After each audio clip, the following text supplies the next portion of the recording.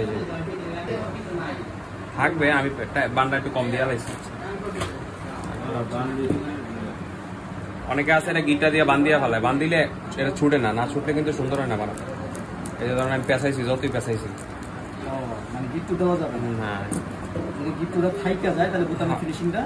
গিট্টুটা থেকে গেলে তো টান দিয়ে ধরবো। হ্যাঁ আমি ধরেন এটা গোড়ায় কাটছি, এই যে এখন প্রেস করার পরে ছুটে যাবে, ঠিক আছে, ফিনিশিংটা সুন্দর আসবে। হ্যাঁ টান খাইবো, টান খাই। আর দেখছেন এ দিয়ে দিলাম, আর এটা উপরে, আর এটা এখানে আমরা এখানে প্রেস করলাম, কাম শেষ। ফিনিশিং